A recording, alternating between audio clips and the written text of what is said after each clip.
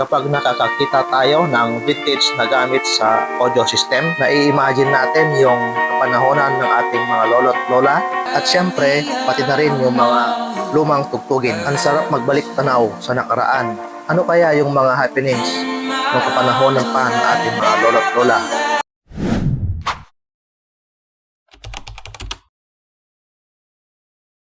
So ayan mga boss, ang ating i-vlog ngayon ay itong Twitter na lumang-luma na. Nakatingga lang ito dito sa ating pwesto. Tingnan natin kung kaya pa nating paganahin.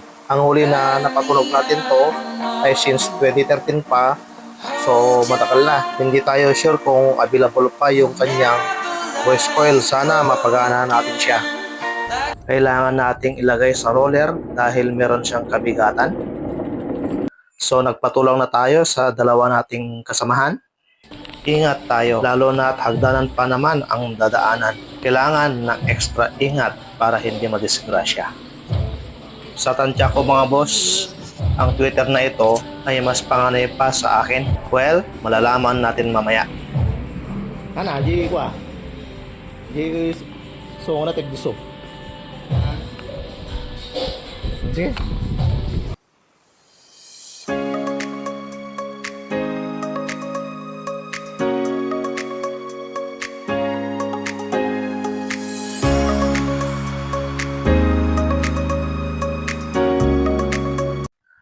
So ayan mga boss, tanggalin na ng ating kasama yung kanyang apat na screw.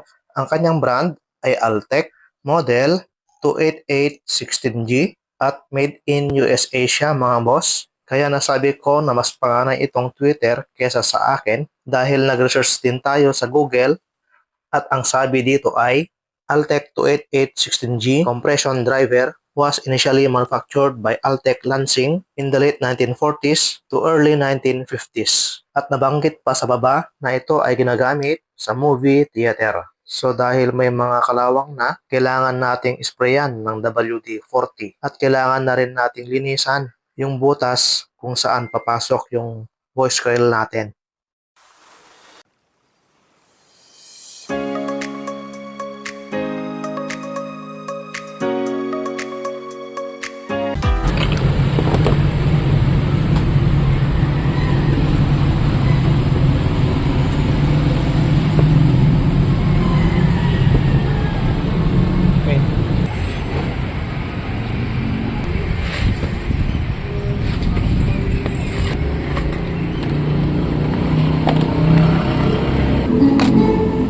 Okay.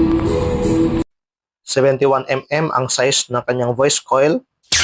Ganito talaga ang itsura ng kanyang original voice coil. Kailangan natin magbutas sa gilid para may pagpasukan ng kanyang screw.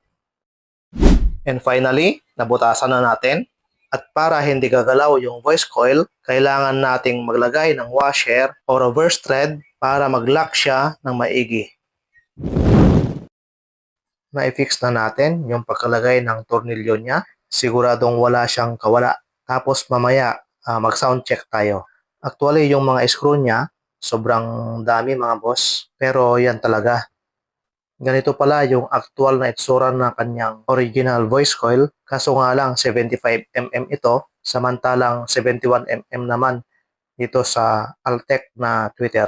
Kaya discarding malupit ang ating ginawa. Ganyan ang Pinoy. Magaling gumawa ng paraan. Sound check natin.